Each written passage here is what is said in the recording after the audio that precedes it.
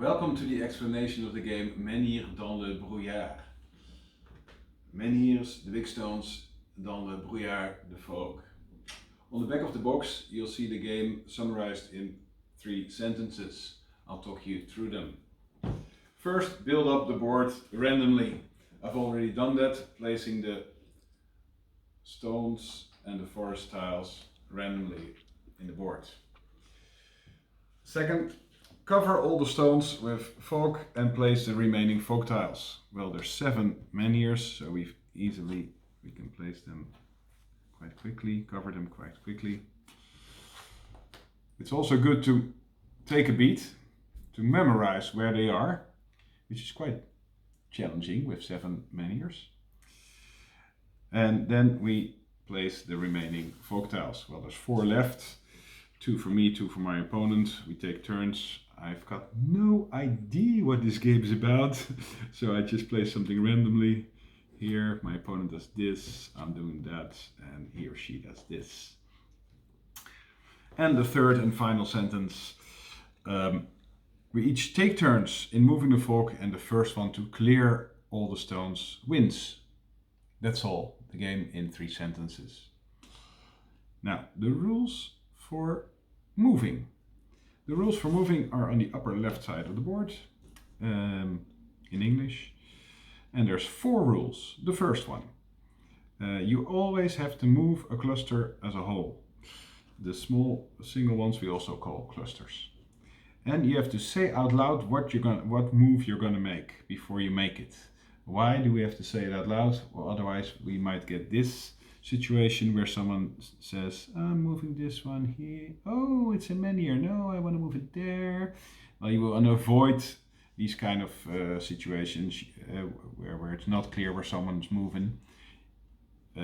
Once you set the tile in motion, you have to finish the move, or better still, say out loud before you make the move, and then do exactly so.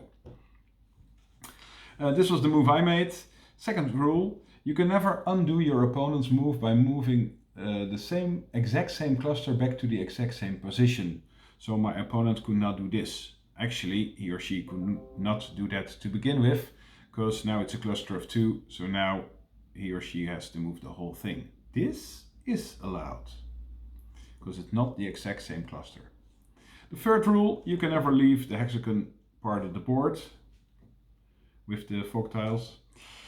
And the fourth and final rule, when there's a cluster of 6 or more folk tiles, then you can split it up. But when splitting up, the important rule is that each new part at all times needs to have a minimum of 3 folk tiles.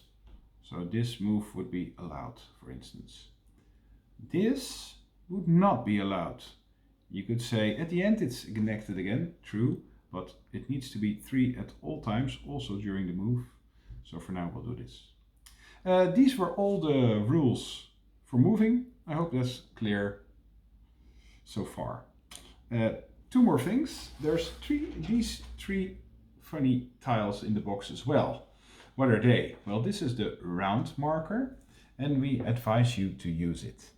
If you use it, the game consists of 12 rounds maximum. And on the round marker it says exactly what happens in each round. In each round both players have 1 turn. In round 1, for instance, we both place folk. We already did that. Round 2, the same thing. And in round 3 we start moving the folk. If this was round 3 and I was the start player, I'd place the tile on my side of the board with the 3 connected to the board, so that we know in which round we are. Later during the game, in round 7, at the end of the turn of player 2, the clearing starts. From now we start taking away folk, and becomes more and more easy to win because there's less and less folk. And if I'm completely honest, experience taught us that it's actually nicer to start taking away the folk in round 8 at the end of the turn of player 1. So actually 1 turn later than it shows on this marker.